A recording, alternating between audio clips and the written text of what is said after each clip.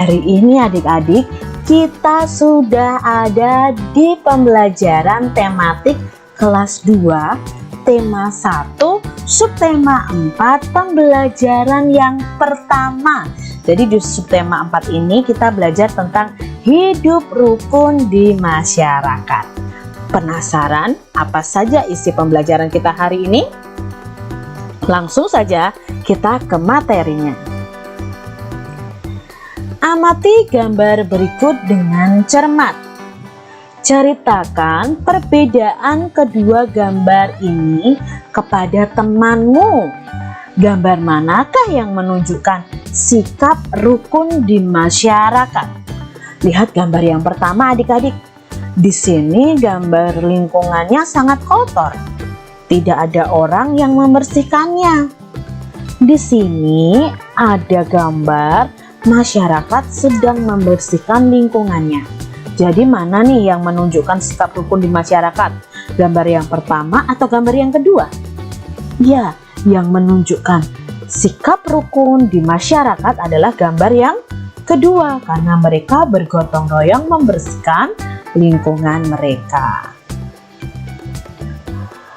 Apakah masyarakat di sekitar rumah Udin selalu rukun? Beri tanda centang untuk gambar yang menunjukkan sikap rukun di masyarakat. Yang pertama, apakah ini menunjukkan sikap rukun membantu orang yang jatuh dari sepeda? Ya, ini menunjukkan sikap rukun. Gambar yang kedua, kerja bakti nih adik-adik. Apakah ini menunjukkan sikap rukun juga di masyarakat? Iya adik-adik. Gambar yang berikutnya, bermusyawarah, apakah menunjukkan sikap rukun di masyarakat? Ya, kita beri tanda centang. Lalu gambar yang terakhir, apakah ini menunjukkan sikap rukun? Tidak ya adik-adik ya, di sini menunjukkan sikap lingkungan ya, gambar lingkungan yang kotor. Berarti di sini tidak ada kerukunan di antara masyarakat yang ada, sehingga mereka tidak mau membersihkan lingkungan mereka yang kotor. Perhatikan gambar ini nih. Ada Udin, ada teman Udin juga. Ini cerita tentang apa ya adik-adik ya? Yuk kita simak ceritanya. Membuang sampah di tempat sampah. Udin selalu menjaga kebersihan. Sampah-sampah yang berserakan dibuang di tempat sampah. Sebaliknya, Badu tidak menjaga kebersihan rumah. Badu membuang sampah ke dalam got. Buang saja sampahmu ke dalam got dekat rumah, ajak Badu kepada Udin. Tidak mau nanti air got menjadi tergenang dan bau, jawab Udin. Badu menyadari bahwa perbuatannya tidak baik. Ia meminta maaf kepada Udin. Badu juga berterima kasih kepada Udin karena sudah mengingatkannya agar tidak membuang sampah sembarangan. Nah, dari kedua anak ini, kira-kira kalian suka yang mana? Suka sikap Udin atau suka sikapnya si Badu nih? Ya, kalau Kak Citra pasti suka Udin, karena dia menjaga kebersihan. Beda dengan Badu. Badu tidak suka menjaga kebersihan adik-adik. Kalau kita membuang sampah di dalam got, bisa jadi got kita akan mampet. Akan tergenang nantinya. Jadi bau, bisa juga kalau banjir nanti menggenangi rumah kita. Saat hujan turun lebat karena gotnya atau selokannya mampet, akhirnya apa? Bisa tergenang dan terjadi banjir. Dalam percakapan tadi, Udin menolak ajakan Badu untuk membuang sampah di got. Nah, kalimat yang Udin ucapkan adalah kalimat penolakan. Apa ya kalimat penolakan itu? Kalimat penolakan adalah kalimat yang diucapkan untuk menolak sesuatu. Biasanya kalimat penolakan menggunakan kata tidak dan maaf. Ya, tadi tidak mau seperti itu ya tadi yang diucapkan Udin. Jadi kalau kalian menolak sesuatu bisa dengan kata tidak. Kalimat penolakan harus diucapkan dengan sopan. Jika menulis kalimat penolakan diakhiri dengan tanda titik. Contoh nih, maaf, saya tidak mau merobek buku ini. Maaf, aku tidak bisa melihat badut karena akan pergi ke rumah kakek. Nah, ini adalah contoh-contoh dari kalimat penolakan. Nah, sekarang coba buatlah kalimat penolakan jika kamu yang pertama diajak untuk menyontek. Ayo, kalimat penolakannya bagaimana? Mungkin bisa seperti ini. Aku tidak mau mencontek karena itu perbuatan yang tidak baik. Boleh seperti itu adik-adik. Terus kalimat penolakan jika kamu diajak bermain saat kamu akan pergi. Ya, kamu bisa menolak, maaf aku tidak bisa ikut bermain karena aku akan pergi ke rumah nenek. Boleh seperti itu contohnya. Diajak mengambil barang temanmu. Bagaimana menolaknya? Tidak mau mengambil barang milik orang lain itu kan perbuatan yang tidak baik. Itu namanya mencuri. Boleh seperti itu adik-adik. Amati gambar di bawah ini. Urutkan gambar di bawah ini sehingga menjadi sebuah cerita. Nah, yuk kita urutkan adik-adik. Mana dulu gambar yang pertama nih? Dari gambar ini, ketiga gambar ini. Ya, gambar yang pertama adalah yang ini adik-adik. Tidak apa-apa, Din. Ayo buang sampah di got agar lebih dekat dan mudah. Nah, itu kata si Badu tadi ya, berdasarkan cerita tadi. Lalu yang kedua yang mana urutannya? Ya, yang kedua yang ini adik-adik. Si Udin menjawab, aku tidak mau Badu. Kita harus menjaga kebersihan lingkungan. Lalu si Badu mengucapkan terima kasih Udin, kamu sudah mengingatkan aku. Ini kalau diurutkan gambarnya menjadi sebuah cerita. Rumah Udin bersih dan nyaman. Udin, Edo, dan Siti membuat prakarya di rumah Edo. Mereka membuat prakarya dengan bahan yang berbeda. Coba amati gambar di bawah ini. Ini adalah gambar bermacam-macam prakarya. Nah, ini ada gambar yang ditempeli dengan biji-bijian. Di situ kita lihat ada biji kacang hijau, kacang merah, kedelai hitam, ada jagung, ada beras. Nah, ini karya ini disebut dengan kolase. Nah, kolase sendiri adalah karya seni rupa dua dimensi yang menggunakan bahan-bahan dasar bermacam-macam yang ditempelkan pada suatu gambar. Jadi ini awalnya ada gambar, lalu ditempeli dengan biji-bijian yang berbeda-beda sehingga membentuk kolase seperti ini. Nah, kita bandingkan dengan yang ini adik-adik.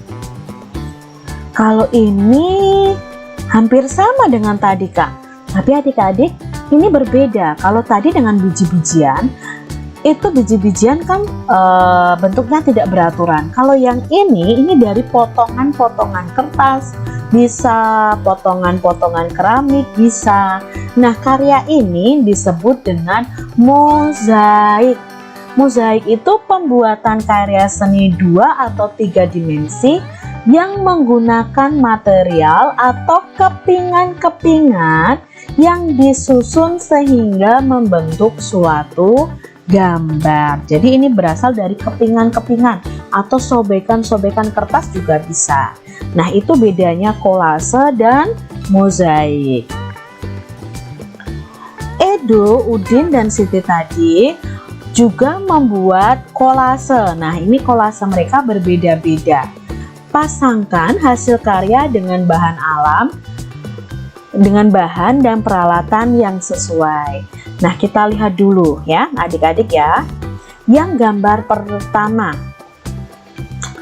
ini ada biji-bijian, lem, pensil, dan kertas gambar. Nah, karena di sini ada biji-bijian, berarti hasil akhirnya adalah yang ini ya. Yang ikan ini adalah kolase dari biji-bijian. Lalu yang berikutnya alat dan bahannya ada lem, ada kertas gambar, nanti mungkin ada pensil, ada pasir, ada kulit kerang. Nah, ini hasil karya yang sesuai adalah yang ini nih. Ya. Lalu berikutnya di sini ada gunting, ada potongan daun, ada kertas, ada pensil, mungkin ada lem juga untuk menempelkan. Maka hasil karyanya adalah yang ini.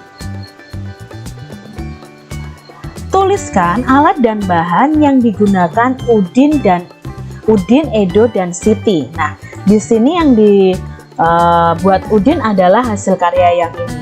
Alat dan bahan yang digunakan apa saja ya adik-adik ya. Nah, nanti kalau kalian ingin praktek di rumah, siapkan alat dan bahannya. Ini adalah kertas gambar. Nah, setelah kertas gambar, kalian sediakan pensil untuk menggambar polanya dulu. Lalu kita sediakan lem. Daun kering, bisa daun kering ya.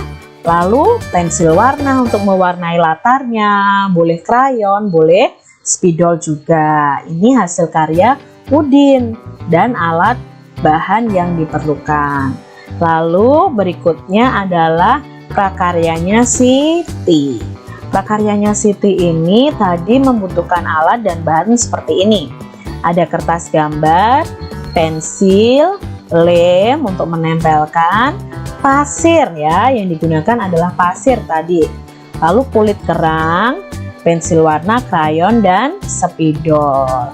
Lalu yang digunakan Edo. Nah, Edo menggunakan kertas gambar, pensil, lem, pasir, biji-bijian. Itu bijinya seperti biji kacang hijau, kacang merah, beras, kedelai, jagung juga bisa adik-adik.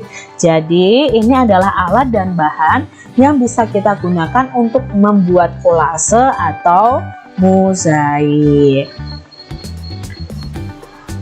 Tentukan jumlah dan selisih kedua bilangan berikut. Nah, di sini ada dua bilangan yaitu 356 dan 344. Kita disuruh mencari jumlah dan selisih.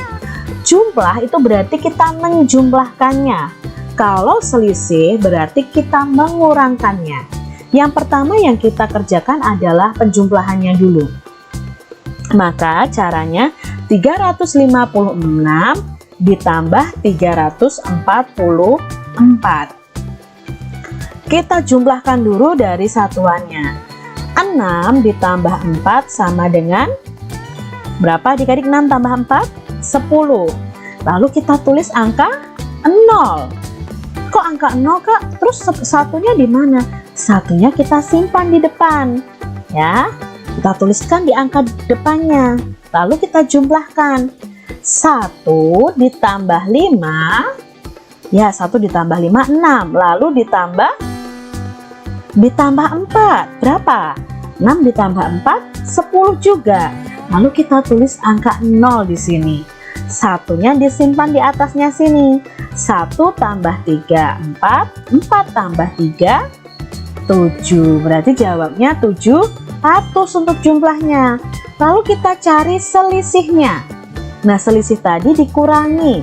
Berarti 356 dikurangi 344.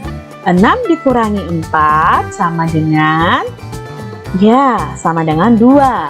5 dikurangi 4 sama dengan 1. 3 dikurangi 3 sama dengan 0. Apakah perlu kita tulis?